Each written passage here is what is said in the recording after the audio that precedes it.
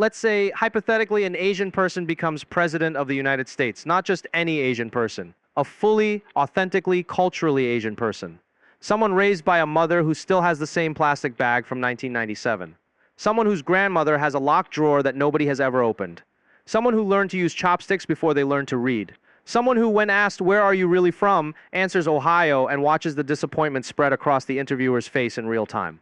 What happens to America? I'll tell you exactly what happens, and it is going to be the most financially responsible, aggressively frugal, deeply confusing presidency this country has ever seen. The inauguration day one. The inauguration, most presidents arrive in a motorcade. Long black cars, flags, ceremony, expense.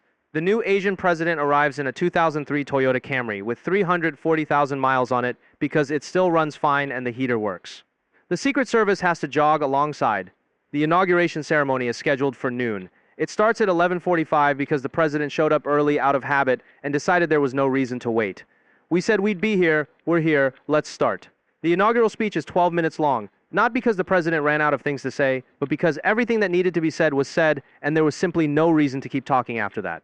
Washington insiders are baffled, political analysts are unsettled. The speech is already being studied in communication schools. After the ceremony, the traditional inaugural ball is canceled in its place. A dinner at the White House cooked by the president's mother, who flew in from California specifically for this and brought 4 suitcases of ingredients because you can't trust what they have there. Every world leader who attends leaves with a container of food. This is not optional. This is not protocol. This is simply what happens when you come to the House. The national budget week 1. The budget, the president sits down with the Secretary of the Treasury and asks to see every single line item, every subscription, every recurring cost, every contract that was automatically renewed without anyone checking whether it was still necessary.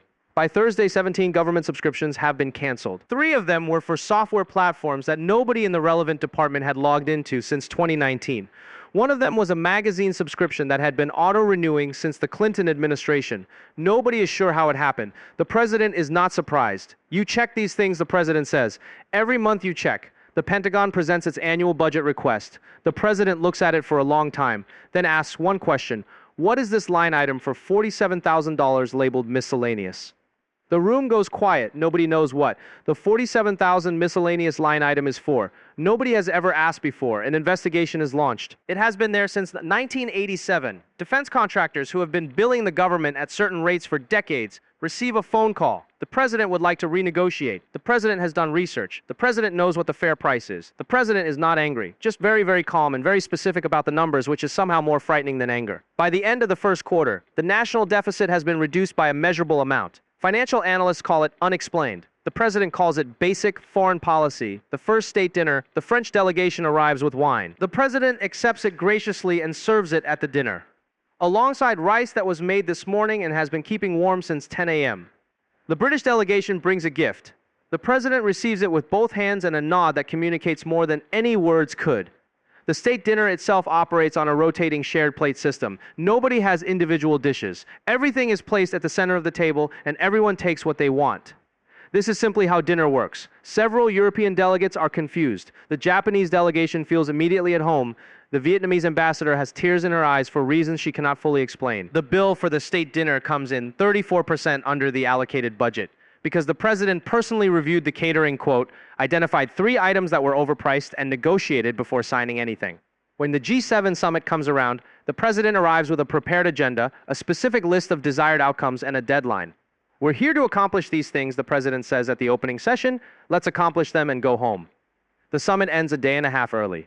This has never happened before in the history of the G7. Other world leaders don't know whether to be impressed or alarmed. They are mostly both. Domestic policy, the president's domestic agenda, summarized simply: fix things before they break, save money before you need it, and take care of the people around you. The national healthcare approach shifts toward prevention, not because it is ideologically driven, but because preventing illness is cheaper than treating it, and this is simply logical. You moisturize before you're dry. The president explains at a press conference and then realizes that metaphor may need translation and tries again. You fix the roof before it rains. The national education budget is increased. This is not negotiable. You invest in the children, the president says, with the same energy as someone explaining that water is wet. This is not a controversial position. This is basic.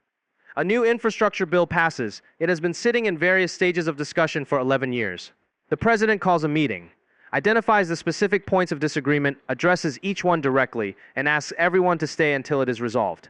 The meeting goes until midnight. The bill passes the next morning. Senator from Ohio calls it the most uncomfortable productive experience of my political career. The president also quietly allocates a small portion of the Federal Reserve into gold. This is mentioned in a footnote of a budget document. When a journalist finds it and asks about it, the president responds, "It holds its value has for 5,000 years." Seems reasonable. The Federal Reserve chairman has no response prepared for this. The press conferences are unlike anything Washington has seen. A reporter asks a complicated multi-part question with several implied sub-questions embedded in a long preamble. The president waits politely for all of it, then answers each part directly in order without elaborating beyond what was asked. The press corps doesn't know what to do with this. They are trained for deflection, for talking points, for the carefully managed non-answer. Direct answers to direct questions leave them with nothing to follow up on. Several reporters are seen consulting their notes in confusion after receiving accurate, complete responses to their questions. When asked about the chopstick incident, a diplomatic event where a foreign leader was photographed attempting to use chopsticks at the White House and visibly struggling, the president says simply, "We offered a fork. They declined. We respect that. The chicken escaped. We moved on." The internet breaks briefly. A reporter asks where the president is really from. The president smiles, "Ohio." But Ohio, the president says again, with exactly the same intonation. Not defensive, not annoyed, just certain. The reporter moves on. The White House. Several changes are made to the White House in the first 6 months. The West Wing kitchen is upgraded. Not expensively, efficiently. The president's mother has strong opinions about the layout, and they are objectively correct. The kitchen now operates at a measurably higher output than before, which the White House chef admits somewhat grudgingly. The White House refrigerator is always full. Visitors consistently comment on this. There are always leftovers available. This is not a catering decision. This is simply how the president believes a home should operate. Staff are encouraged to eat. Staff do eat. Staff morale improves by a measurable percentage. Somewhere in the private residence, there is a drawer. The Secret Service is aware of it. They have been instructed not to open it. Nobody knows exactly what is in it. The lead agent has a theory involving gold and possibly a very organized collection of rubber bands. They may never know for certain. The state guest rooms are stocked with containers of food upon arrival and upon departure. Every visiting dignitary leaves with something. The diplomatic impact of this is difficult to quantify but consistently positive. The German chancellor was overheard telling an aide that the soup was actually quite good, and I don't understand why I feel so welcomed, but I do.